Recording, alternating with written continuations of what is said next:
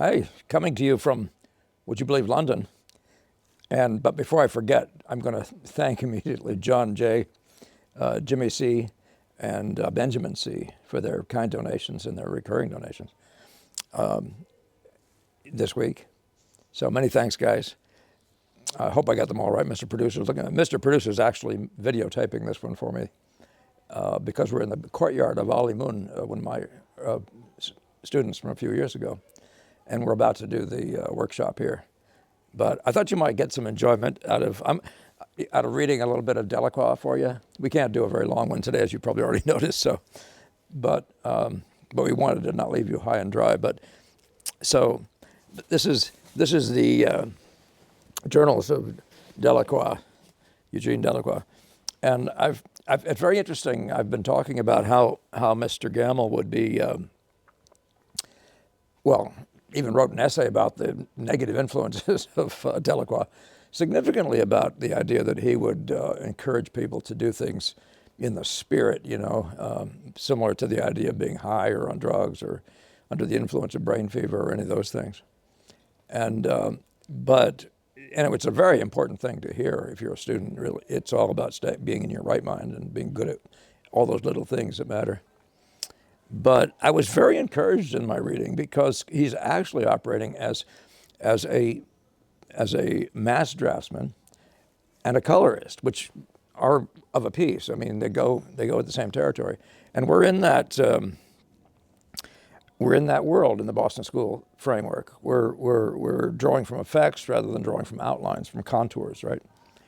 So I'm just going to read you one. I may have read you this one already, so forgive me if that's the case, but there's three others that follow, and they're all sort of related in ways, in the sort of the catalog of things about which I'm talking.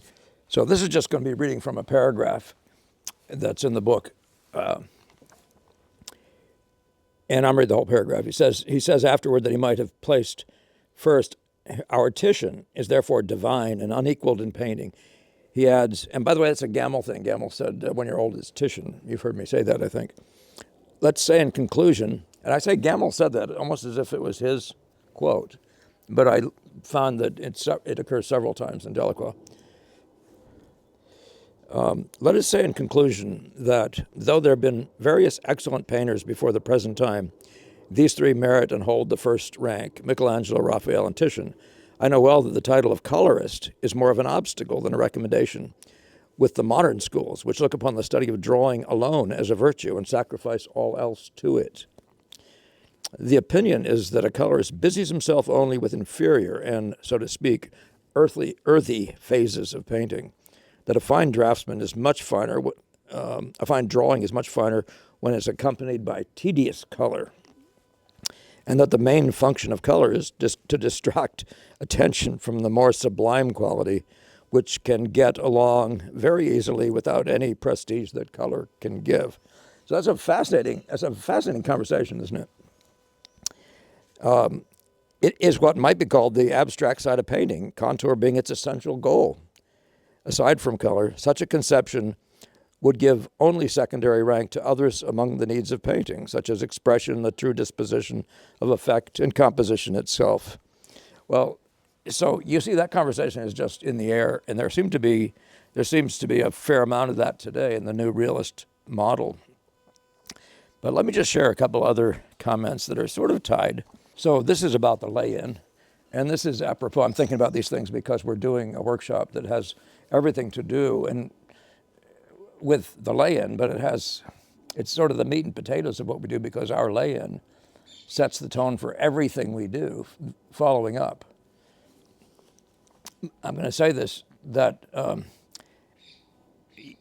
make it clear that his idea is that much the same as what I say, that the start has to contain the gist of the painting, whole, the color gist, the compositional gist, and all that sort of thing. He doesn't use those terms, but you're going to follow up with me on this. But here's the idea of the lay-in. The best kind is the one which gives the painter a sense of security as to the result of the picture. So we're talking about a lay-in in our case, which I'm trying to get you all to do in 2 to 3 hours, but minimally call it a lay-in if it takes you 6 hours.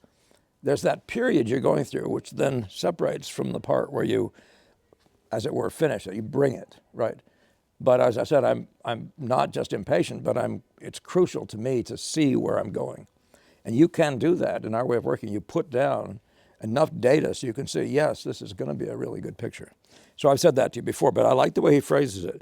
The best kind is the lay-in. The best kind of a lay-in is the one which gives to the painter a sense of security as to the result of the picture. So there's a lot of data in there. Now, somebody could say sense of security, meaning you have the drawing done or something like that.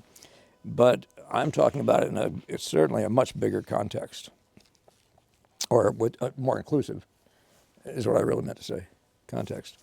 So then, now this one should fascinate you, and this one is the one I think I may have read to you, but painters who are not colorists produce illumination and not painting. Now you'll have to look that word up and find out what it meant back in that day. All painting worthy of the name, unless one is talking about a black and white, must include the idea of color as one of its necessary supports, in the same way that it includes chiaroscuro and proportion and perspective. Proportion applies to sculpture as to painting. Perspective determines the contour. Chiaroscuro gives relief through the disposition of lights and shadows and their relationship with the background. Color gives the appearance of life, etc. The sculptor does not begin his work with a contour. With his material, he builds up an appearance of the object, which, rough at first, immediately presents the chief characteristic of sculpture, actual relief and solidity.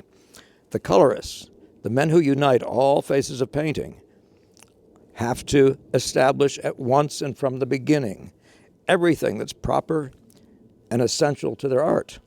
Now that's the bottom line of what I've found to be so. They have to mass things in with color, even as a sculptor does with clay, marble, or stone. Their sketch, like that of the sculptor, must also render proportion, perspective, effect, and color. The contour is as much a thing of idea and convention in painting as it is in sculpture. It should result naturally from the right placing of the essential parts. The combined preparation of the effect, including perspective, and of color, so he's talking taken together, will approach more or less closely to its definitive appearance according to the ability of the artist.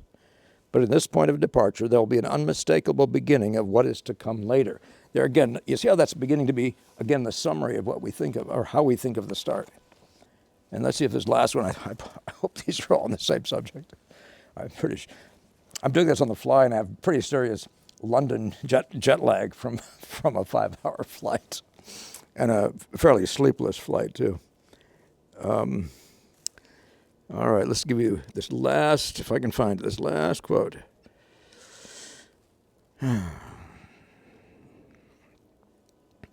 Okay, and so here he is right in the middle of a paragraph. He says, I'm satisfied with this lay-in.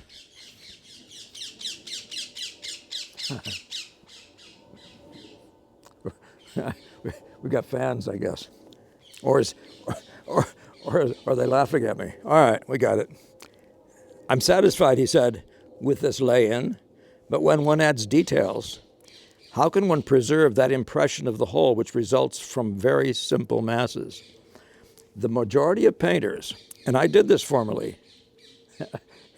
Is this going to work out? The majority of painters, and I did this formerly, begin with the details and work for the effect at the end. Whatever one's chagrin over losing the effect of simplicity in a fine sketch, as one adds more details, there will still remain much more of that impression than one will attain if one proceeds in the opposite fashion. So you see what he's saying? He wants you to proceed from very simple masses and bring the whole detail package at the end and not the reverse. Now that would be the kind of stuff that frankly, it was the opposite of, Gamble wasn't into the little teeny details, but he was into the, the closer stuff about the outline, which you'd call the conventional way of thinking about drawing and painting. And in fact, at one point I painted out, as we are instructed to do, painted out the side of a face, and I was about to bring it back in again, and Gamble showed up at the door, and he looked at it in dismay, and he said, "You'll never get that back. Why did you do that?" And all I was doing was what Sargent says to do, paint it out half an inch. I didn't like anything about the contour, was just wrong in several ways. So I was painting it out. Well, the guy who's involved in our way of working is thinking significantly differently from, so the mass is always a thing, and the drawing is always this thing that follows that mass. I can't say much more about it. It's too many distractions around here. But we wanted to get a little video off to you guys. So again, thank you, Jimmy C., Benjamin C., and John J. Much appreciated, guys. And one of these days, we'll have one of these intensive workshops in the States, and some of you guys will be able to join us there. But for now, wishing you well from the lovely city of London. See you next time. Have a good painting week. That's right.